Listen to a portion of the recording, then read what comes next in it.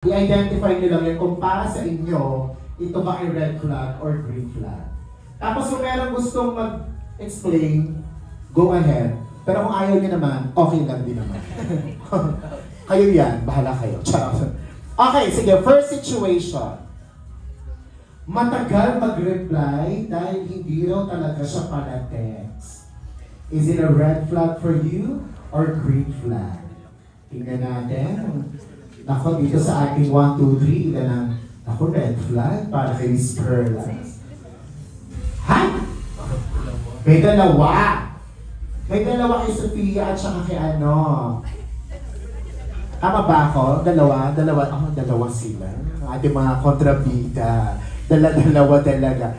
Kinapak, tingnan natin naman sa My Favorite Liar. Meron din dalawa. Siguro ang tanongin natin, no, si Sofia. Sofia, bakit dalawa ang iyong answer? Kasi depende yan sa tao. Kung honest siyang tao, then green flag yan. Pero kung liar, red flag. Ay. Same goes to you po ba to? Yes, kasi there's some people naman na hindi talaga sila pala text. They prefer calls. I'm one of those na rin siguro minsan. So, it depends talaga sa situation. Ay, talaga naka-green flag pa si Aaron. You want to explain the green flag? Bakit green flag yung akin? Ganun ako eh. Hindi ako nag-reply. Hindi, I mean, kasi gets ko rin na baka busy yung tao. Hindi mo naman pwedeng i-expect na yung time nila forever na sa'yo. You know, you have to respect people's time then. Kung may work, then understandable naman.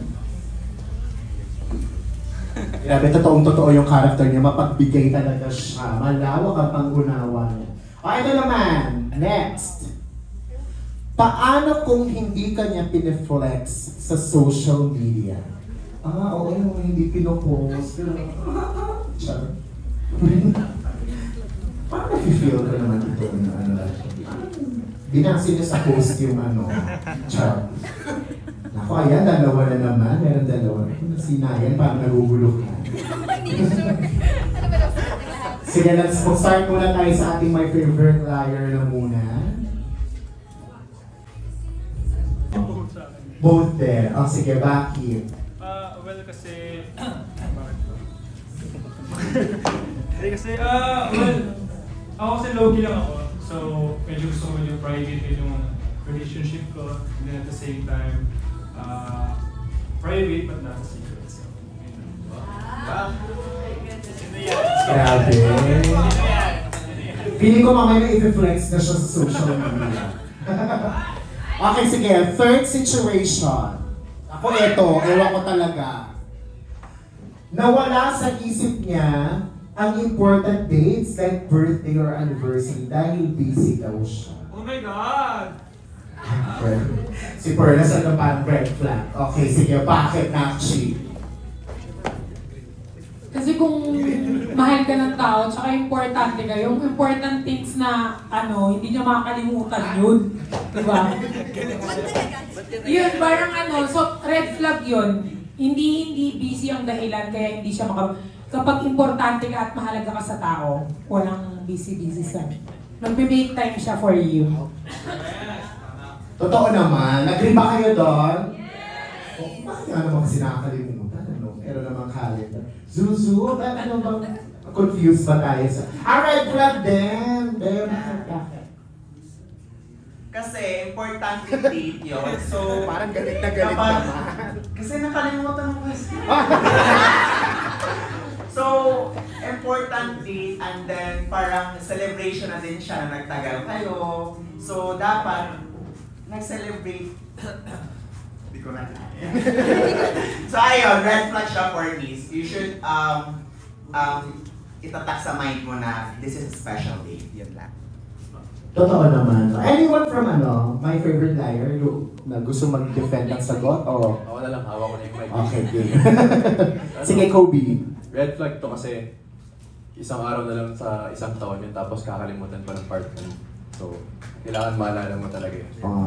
Parang lungkot ni Kobe. Parang nangyari ba ngayon yan? Nakalimutan niya ba? Charot. Okay, sige. Ito na ang pang-apat na sitwasyon. Ay, nako.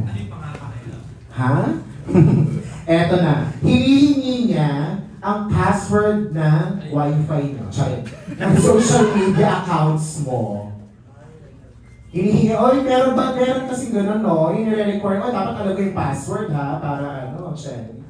Oh, most of you are red flag. So, sige, anyone from, dito mo tayo. Pwede ba kayo sumagot na isa na ko si... Ayan, sige, si Eli na lang dahil dalawa ang sagot niya.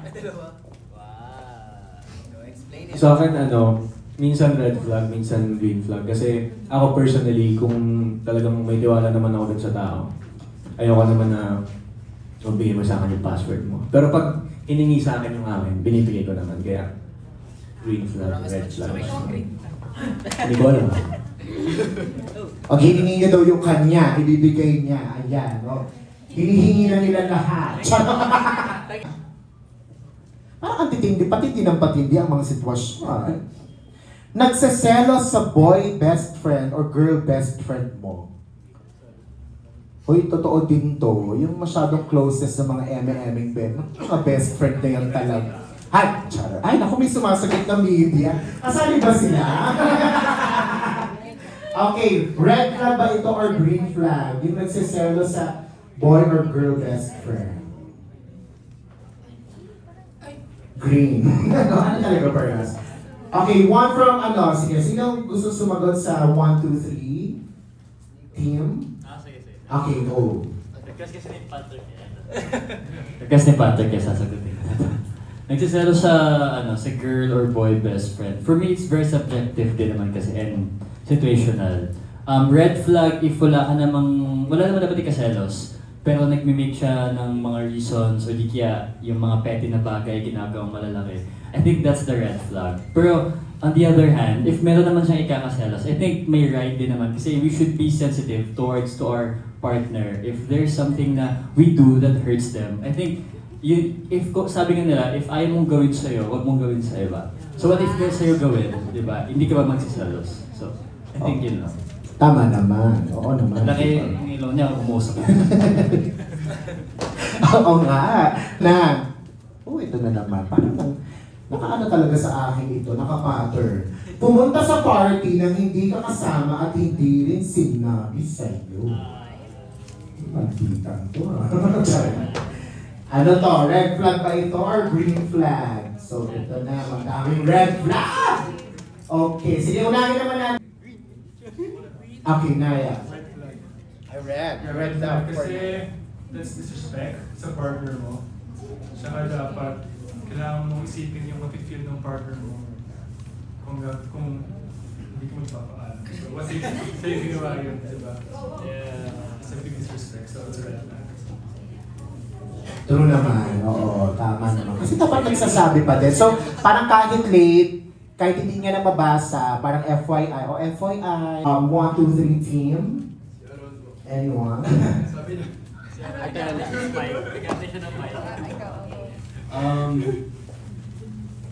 Wait, iniisip ko yung sagot. I mean, for me, it's both a green and red flag. I mean, sa tingin ko, there are times where you should be open to taking suggestions. I don't think there's anything wrong with that. But I think nagiging red flag siya if it comes to the point na your partner is stepping on your individuality.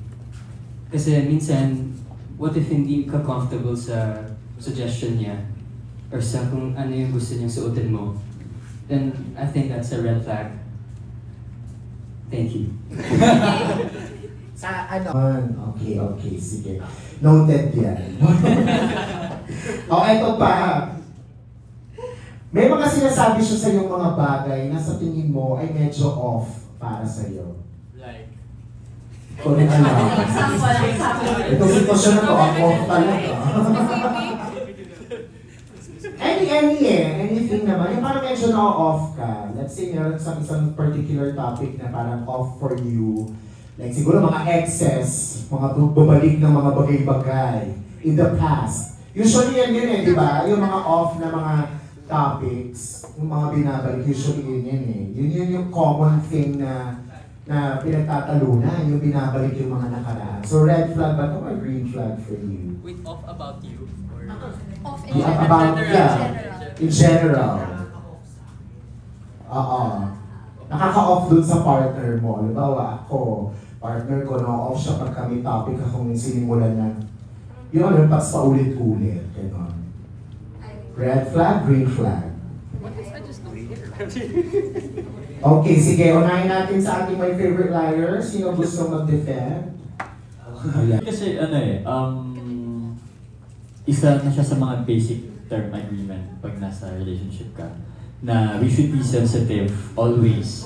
Kasi nga, communication is the key. And I believe na there are always ways on how to deliver things. Especially if may mga sensitive na topic na pinag-uusapan, di ba? And for me, yung mga sinabi mo nga, off na yung topic, okay naman kasi mag-meet halfway if okay pa pag-usapan to, yung mga ganon. And you can talk about it calmly naman eh. So, yun lang. Pero, I think once is enough pag sinabing hindi ako komportable dyan, ganon. So, I think, yun lang.